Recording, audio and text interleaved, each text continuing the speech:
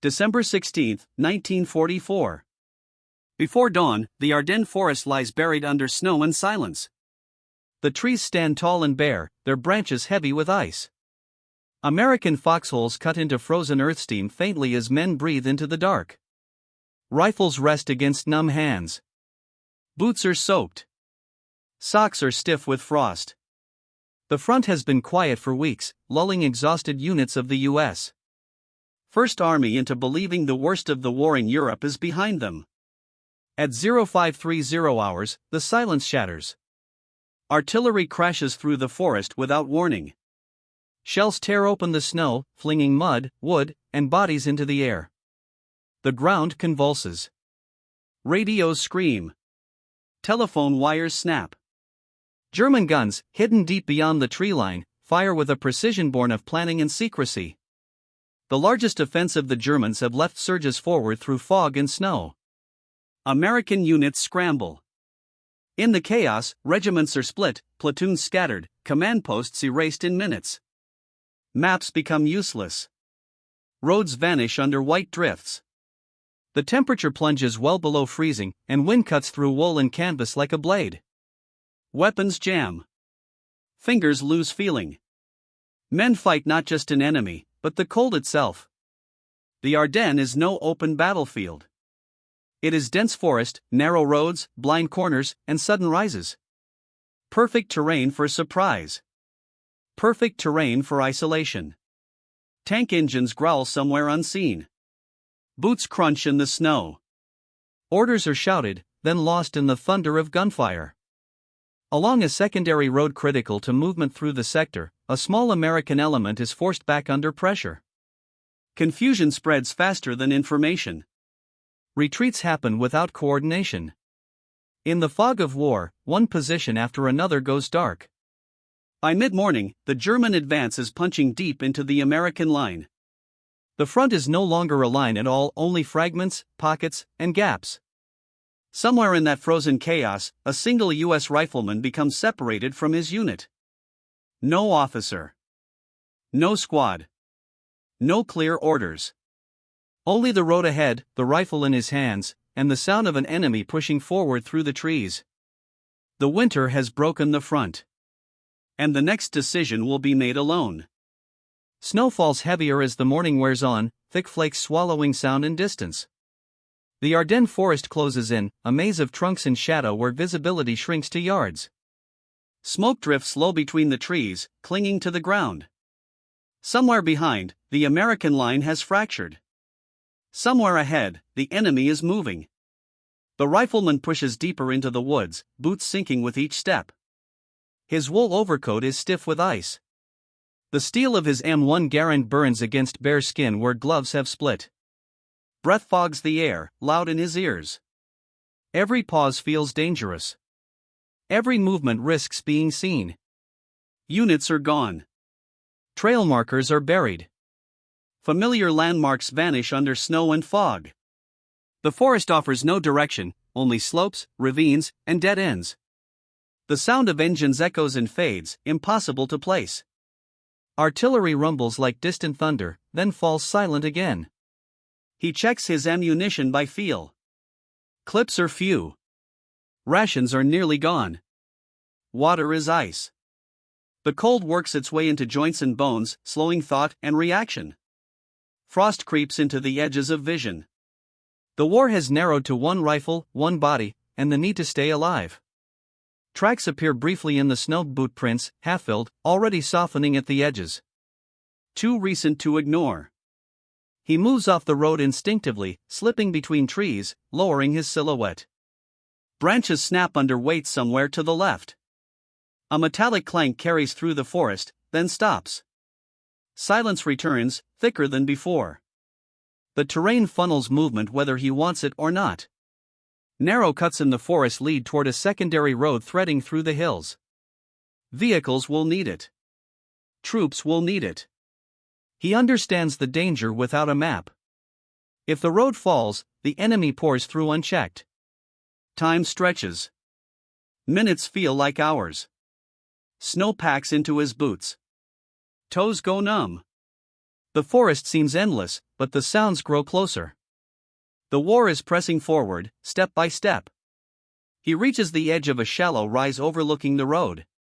Wreckage smolders below an abandoned truck, its tires blown, steam rising from the engine block. The road curves sharply, blind on both sides. A perfect choke point. A terrible place to stand alone. The rifleman settles into the trees, heart hammering, fingers stiff around the trigger guard. He listens. Footsteps crunch in the distance. Engines idle, then cut. Shapes move through the snow. Lost in the forest, he realizes there is nowhere left to go, only forward. The rifleman does not retreat. The order was never given, and even if it had been, the road below him would still matter. He presses himself deeper into the tree line, scraping snow away with gloved hands until frozen earth shows through. The ground is hard as iron. Each movement costs strength he can't spare. December cold grips everything. Breath rasps through clenched teeth. His wool uniform is darkened with melt and grime, stiff at the elbows and knees. He pulls his helmet lower, the steel rim biting into his forehead. Around him, the Ardennes Forest creaks and whispers as wind shifts ice-laden branches. The smell of smoke and burned oil drifts upward from the wrecked truck on the road. He studies the terrain with a practiced eye. The curve in the road forces vehicles to slow. Snowbanks rise on either side, limiting maneuver. Trees crowd close, their trunks offering cover but also concealment. If the enemy advances here, they will funnel through this bend. They will be close. Too close for mistakes. The rifleman checks his M1 Garand. The bolt slides forward with a familiar metallic click, muffled quickly by his mittened hand. He counts his ammunition again, not by numbers but by weight and feel. Enough for a fight. Not enough for a long one. He tucks spare clips into his coat, near his chest, where body heat might keep the springs from freezing. Time stretches thin. Snow continues to fall, erasing edges, softening outlines. Then sound returns, low voices carried by the wind, boots crunching deliberately now, no longer cautious. He spots movement through the trees. Dark shapes. Helmets. Rifles slung low as men advance along the road, confident, unopposed. The rifleman waits. He does not fire at the first figures. He lets them pass the bend, lets the column compress. A truck engine coughs, then idles.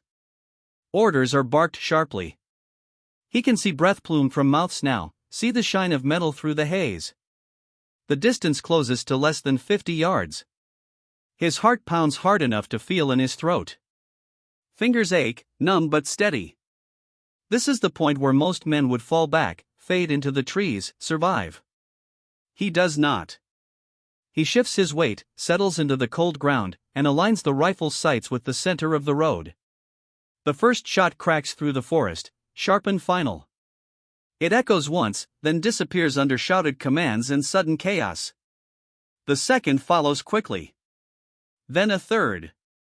The column breaks, men scattering for cover that isn't there. Snow erupts where rounds strike. The quiet road becomes a killing ground in seconds. The rifleman reloads smoothly, breath-controlled, movements precise. He is alone, but the enemy does not know that. They hear only fire from the woods. They hesitate. They slow. Minutes bleed away. Above the road, in the frozen trees, one American rifleman has chosen his line. And he is not leaving it. The first exchange ends as suddenly as it began. Gunfire fades, swallowed by the forest and falling snow. Smoke drifts across the road, thin and gray, settling into the low ground. The rifleman holds his position, unmoving, listening harder than he breathes. Silence returns, but it is no longer empty. It is heavy. Loaded.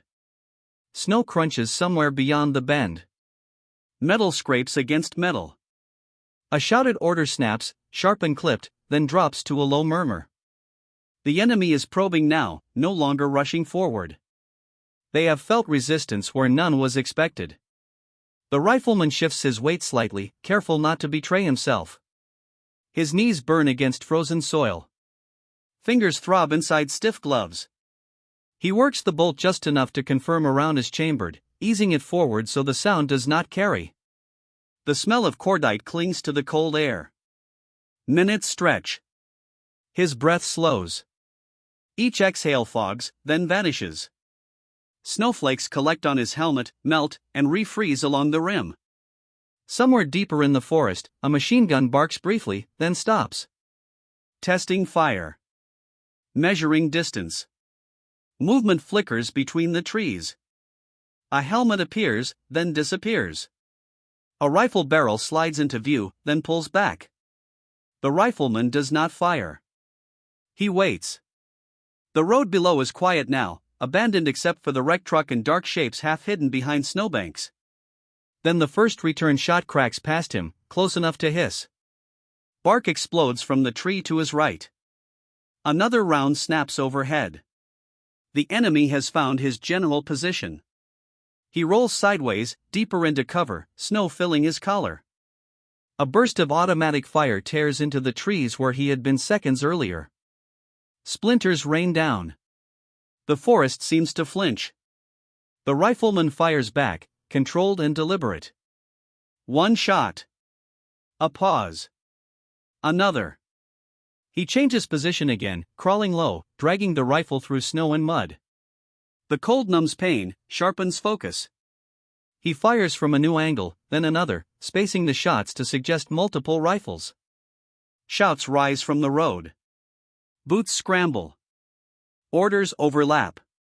The enemy spreads out, cautious now, uncertain. Each minute they hesitate is a minute bought. A grenade arcs through the trees and lands short, half buried in snow. The blast is muffled but violent, thumping through his chest. Snow collapses into his trench. Ears ring. He waits for the follow-up that doesn't come. The rifleman checks his ammunition again. Fewer clips now. His hands shake, not from fear alone. The cold is winning its slow battle. Through the smoke and snow, shapes gather again near the bend. More men. Heavier weapons. The pressure builds. This is no longer a warning shot. This is first contact becoming something far worse. The fight hardens into rhythm. Fire. Silence. Movement. Fire again. The rifleman no longer counts minutes. He measures time by ammunition and breath. Each clip is heavier than the last, each reload slower as fingers stiffen and refuse to obey. The road below is no longer quiet. Vehicles grind forward and halt. Boots stamp in the snow. Orders are shouted, then swallowed by the trees. The enemy has committed now, pushing men and equipment into the choke point despite the resistance. They believe they are facing more than one rifle. They believe the woods are held. The rifleman makes that belief real. He shifts positions constantly, crawling through snow and frozen leaves, leaving false trails, firing from different angles. He lets the sound carry, lets echoes bounce between the trunks. One shot snaps from the left. Another cracks from the right. The forest becomes his weapon. Automatic fire rips through the trees again. Branches explode into splinters. Snow pours down like dust. He presses his face into the ground, breath held, counting heartbeats until the firing shifts. Then he rises just enough to fire again. One man drops on the road, another stumbles. The column halts, clogs, compresses. Cold seeps deeper now. His legs tremble uncontrollably when he kneels. Pain flares in his feet, sharp and distant at the same time. Frostbite creeps silently, stealing sensation inch by inch. He forces himself to move, to keep blood flowing, to stay alive long enough to matter. A machine gun opens up near the bend, stitching rounds across the snow. The rifleman answers with precision, firing into the muzzle flash, then relocating before return fire arrives. He is no longer reacting. He is shaping the fight. Smoke thickens. The smell of burned powder and oil clings to everything. Snow turns gray, then black where vehicles idle too long. Somewhere, metal screams as a track spins uselessly. The road is blocked by its own congestion. The enemy tries to flank through the trees. He hears them before he sees them, labored breathing, boots breaking crusted snow, whispered commands. He lets them close, closer than before. When he fires, the sound is deafening in the tight forest. Men scatter, diving for cover that doesn't exist. Grenades come again, closer this time. One detonates against a tree, showering him with bark and ice. His ears ring. Vision narrows. He forces himself to reload by muscle memory alone, hands shaking violently. His ammunition is nearly gone now. He knows it. The enemy does not. He fires the last round slowly, deliberately, every shot placed to buy seconds. Those seconds become minutes. Those minutes stretch into something larger. Somewhere beyond the forest, American units are reforming, digging in, realizing the attack is not unstoppable. The rifleman feels the cold gnawing at his strength, pulling him toward stillness. He fights it, dragging himself to one final position overlooking the road. Below him, the enemy hesitates again, unsure, pinned by an invisible defense that refuses to collapse. He chambers another round. The last clip. Holding the road is no longer a mission. It is a vow. Night drops fast in the Ardennes. The forest loses depth and distance, collapsing into black walls of trees and drifting snow. What little light remains is swallowed by cloud and smoke.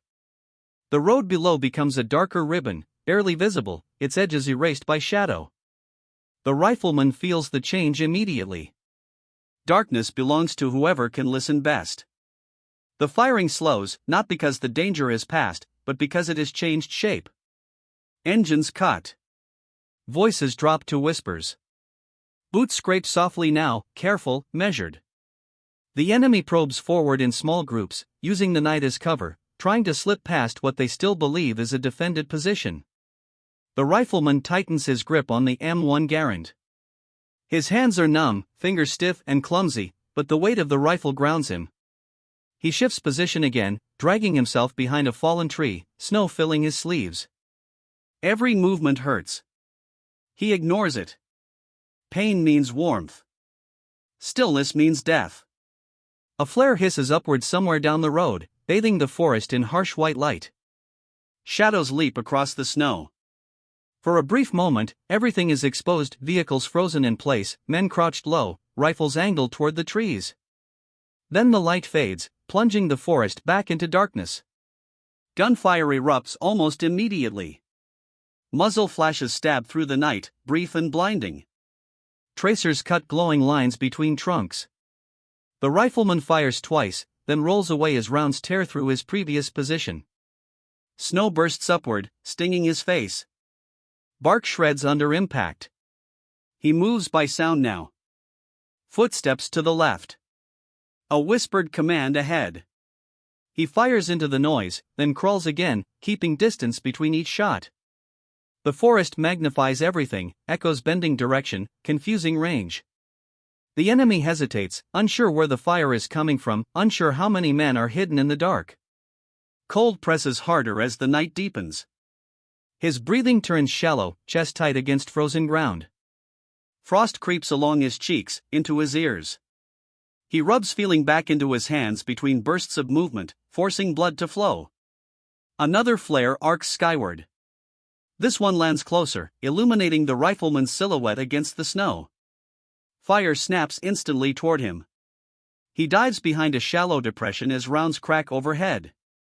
A grenade detonates nearby, the blast thumping through his body, snow collapsing into his mouth and nose.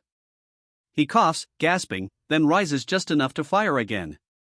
One shot. Two. The enemy pulls back once more, regrouping, frustrated, cautious. The road remains blocked. Time continues to bleed away. Hours pass like this. Fire and silence. Light and dark. The rifleman exists in fragments, sound, movement, breath. His ammunition is nearly gone. His body feels distant, heavy, unresponsive. But the enemy still does not advance. Somewhere beyond the forest, American lines are hardening. Orders are being given. Units are digging in. The delay matters now more than ever. Another flare rises, brighter than the others, hanging in the air. Beneath it, shapes begin to move forward again, closer than before, spreading wide. The rifleman chambers around, settles into the cold earth, and waits for the night to decide who remains standing. Dawn never fully arrives. The sky lightens to a dull gray, filtered through cloud and smoke, offering no warmth. The rifleman feels the cold has finally settled inside him. His hands no longer ache. They feel distant, wooden, slow to respond. He flexes his fingers and nothing answers back the way it should. He checks his ammunition again. 1 clip left. 8 rounds. The weight of it is unmistakable. He presses it close to his chest for a moment, as if heat might still make a difference, then seats it carefully into the rifle. The bolt slams forward with a sound that seems far too loud in the quiet morning. The enemy senses the change. Movement on the road becomes bolder. Engines rumble longer before cutting out. Voices rise with confidence. The probing stops. This push is meant to break whatever is left in the trees. The rifleman shifts into a shallow depression near the bend, snow packed hard beneath him. His uniform is crusted white, blending into the ground. Smoke clings low, drifting in slow waves that blur outlines in distance. Visibility is poor, but sound carries clearly now. Boots crunch in unison. A squad advances along the road's edge, rifles up, scanning the forest. Another group moves through the trees to the left, spreading wide. They are closer than ever before. He fires once. The report cracks through the gray air. A figure stumbles and falls. He waits a beat, then fires again from a slightly different angle. Return fire answers instantly. Rounds tear through the snow around him, snapping branches, punching into frozen earth. He crawls, dragging the rifle, elbows burning against ice. His breathing is ragged now, shallow, each breath a struggle against the cold tightening his chest. He fires again. Another man drops. The enemy hesitates, then surges forward anyway. The rifleman reloads without looking, hands working from habit alone. The last clip clicks home. He rises just enough to see shapes rushing the bend, faster now, determined. He fires deliberately, counting each shot by recoil and sound. 3 rounds left. A machine gun opens up, spraying the tree line. Snow erupts around him. He presses flat, waiting for the burst to shift, then fires twice more. The gun falls silent. Shouts echo down the road. 1 round left. His vision narrows, edges darkening. Cold gnaws at his thoughts, slowing them, pulling him toward stillness. He forces himself to focus on the front sight, on the shape moving closest through the smoke. The last shot breaks clean and sharp. Silence follows, heavy and uncertain. The enemy pulls back again, cautious, shaken, unwilling to push blindly into what they still believe is a defended position. The rifleman lowers the empty weapon. His hands no longer obey him. He slumps against the frozen ground, breath shallow, eyes fixed on the road he has held for so long. Footsteps approach in the distance. Not rushed. Not confident. Frozen hands. No rounds left. And the road still hangs in the balance. Morning creeps slowly over the Ardennes, revealing what night concealed. Snow is trampled, darkened by oil and blood. The road remains blocked, not by steel or barricade, but by doubt. The enemy waits, measuring the cost already paid. In the trees above the bend, the rifleman lies motionless, breath shallow, chest barely rising. His M1 Garand rests empty beside him, bolt locked back, metal rimed with ice. Hands are swollen and pale, fingers useless. The cold has taken its due. Below, officers move cautiously. Men drag the wounded from the road. A truck smolders where it stalled, engine ticking as it cools. Tracks churn the snow into mud. The advance has lost its rhythm. Every minute spent here is a minute not spent elsewhere. Far beyond the forest, American units are finding their footing. Radios crackle as lines reconnect.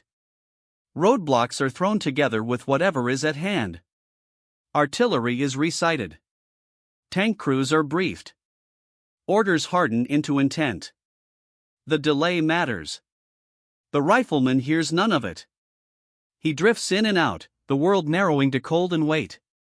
Snow settles on his helmet, softening its outline. Somewhere close, boots crunch again, slower now, cautious, searching the trees with muzzles raised. A burst of fire snaps, then stops.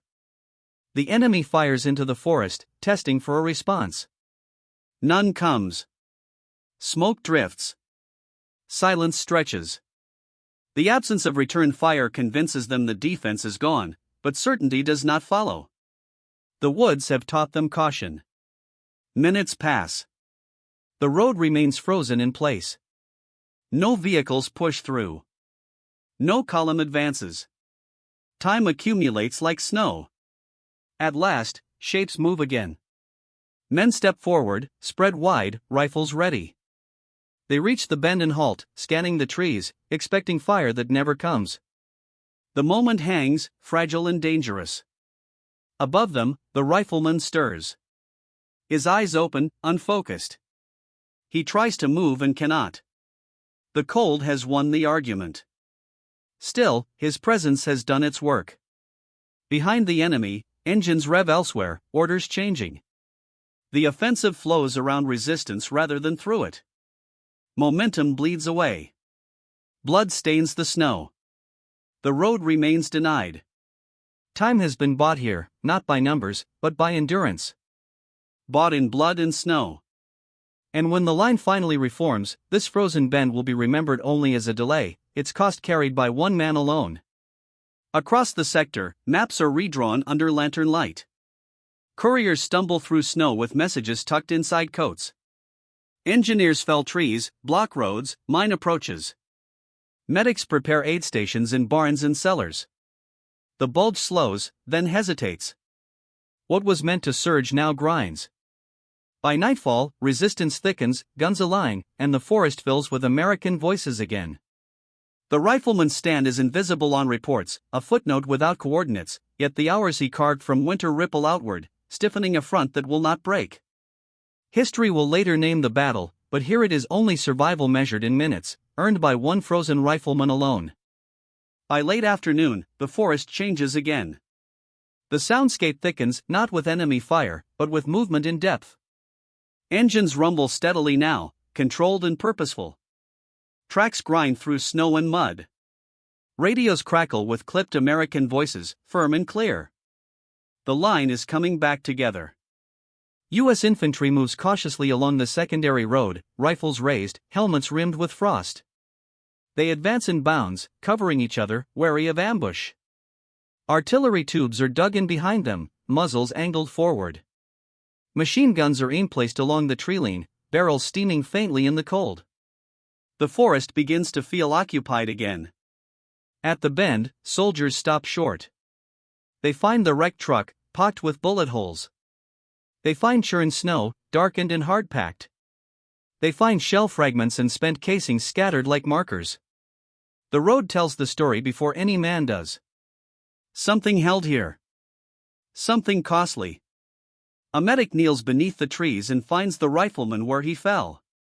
His uniform is stiff with ice. Snow has gathered along his shoulders and helmet, softening his outline. The empty M1 Garand lies beside him, bolt locked back. Hands are frozen in a half-clenched grip that no longer relaxes. They work quickly, practiced hands checking pulse, breath, response. A blanket is pulled free. Someone calls for a litter. There is urgency, but no panic.